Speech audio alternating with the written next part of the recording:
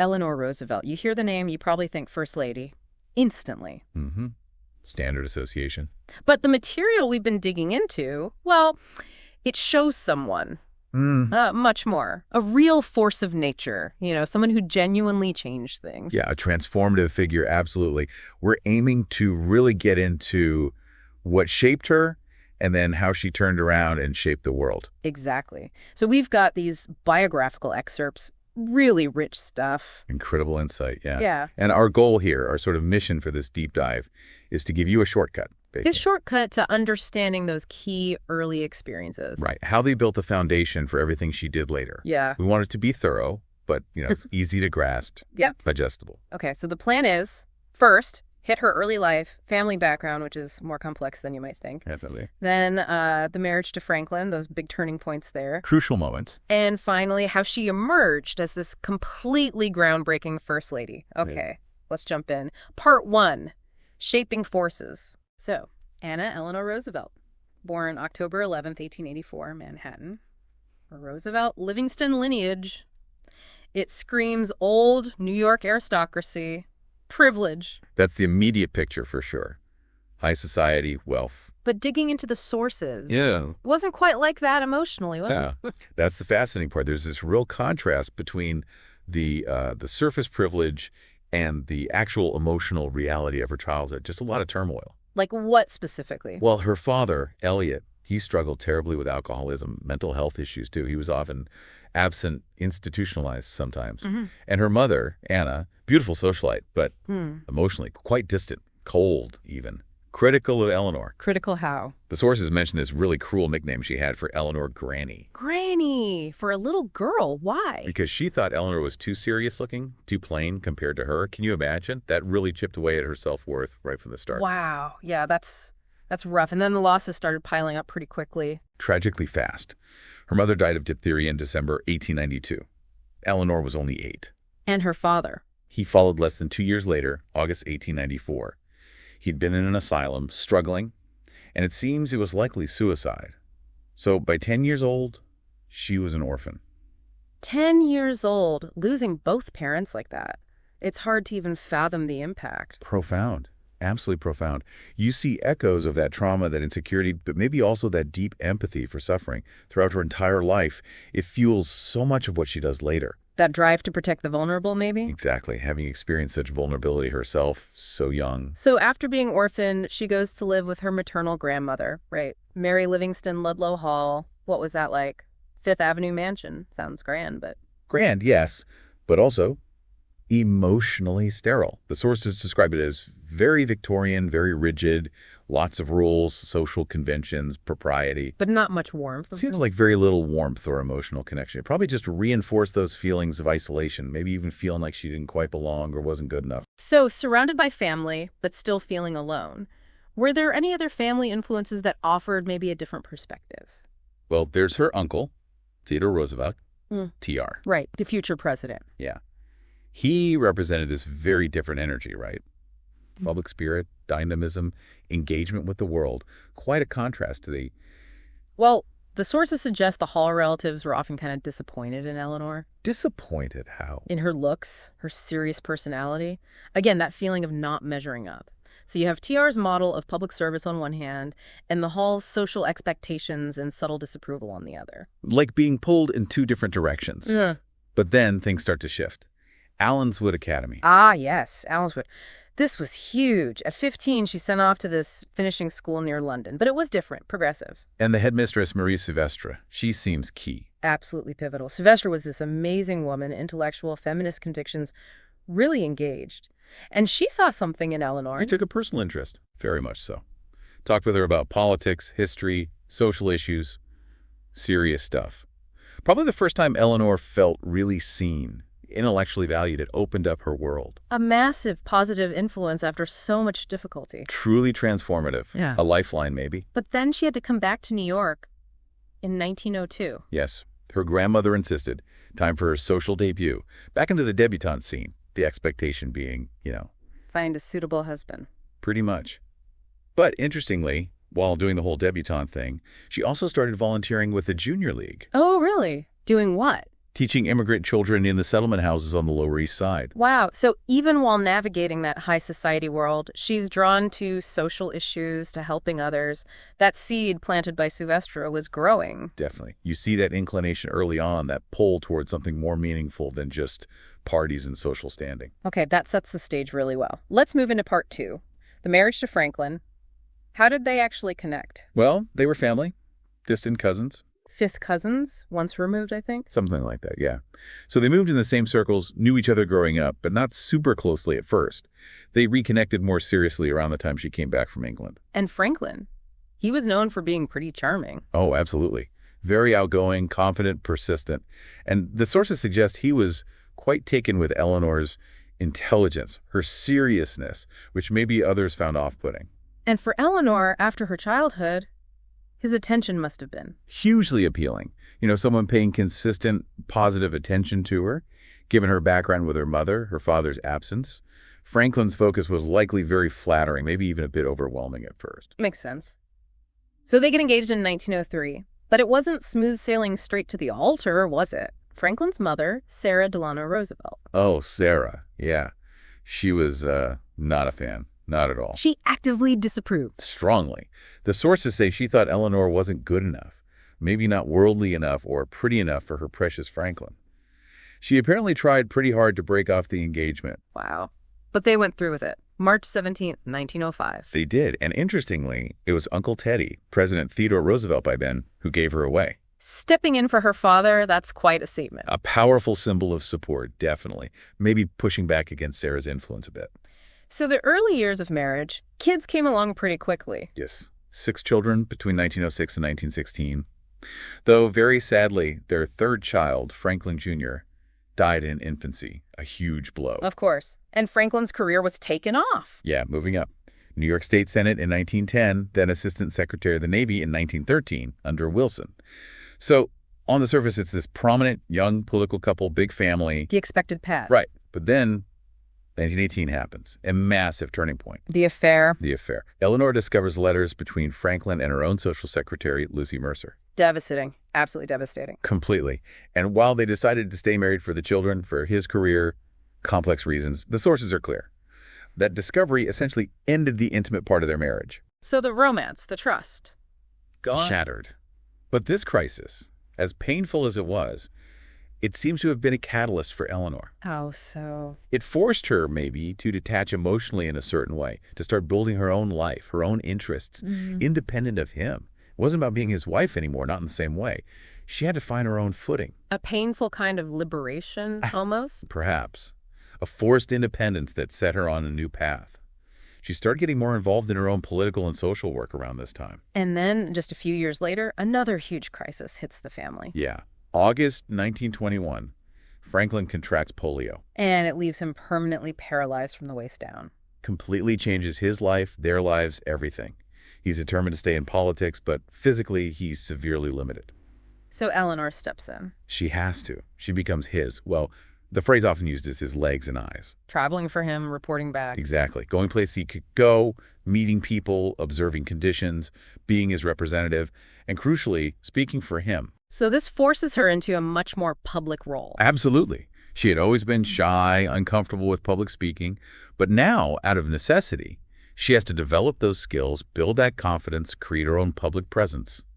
It was trial by fire, really. So these 2 huge personal earthquakes, the affair, then polio, they didn't break her. They kind of forged her into something new. It seems that way. Immense adversity, but she found strength, found her own voice, her own purpose through it all. Which brings us to part 3.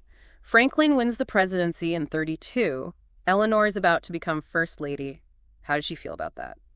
Deeply ambivalent. Maybe even dreaded it. There's that famous quote. I never wanted to be a president's wife, and I don't want it now. Exactly. She'd already built this independent life, her own network, her own causes. The idea of being confined to the traditional First Lady role, hostess, decorator, it held zero appeal for her. She wasn't about to just pour tea. Not a chance. And she proceeded to completely revolutionize the role, didn't she? In ways nobody expected. Where did she even start? Right away, she just blew past the old expectations. She wasn't going to be just a figurehead in the East Wing. She saw it as a platform. And one of the first really radical things she did was those press conferences. Groundbreaking. Yeah. First lady ever to hold regular press conferences. But the clever part was who she invited, right? Exactly. Only female reporters, which at the time was genius. Please. Because most news organizations didn't have many women reporters covering politics or the White House. So if they wanted access to the First Lady's news, they had to hire women. Wow. Using her platform to create jobs for women in journalism, that's brilliant. Incredibly savvy and effective. And then there was her newspaper column, My Day. Yeah, starting in 1935. 6 days a week, syndicated nationally, reached millions. What was it like? It was personal, conversational. She wrote about everything, serious policy debates, her travels, daily life in the White House, her thoughts on social issues. It was this direct, unfiltered line to the American people. Building a relationship with the public in a totally new way. Unprecedented, really. Gave her immense influence. And she wasn't just writing from D.C. Her travel schedule was legendary. Insane.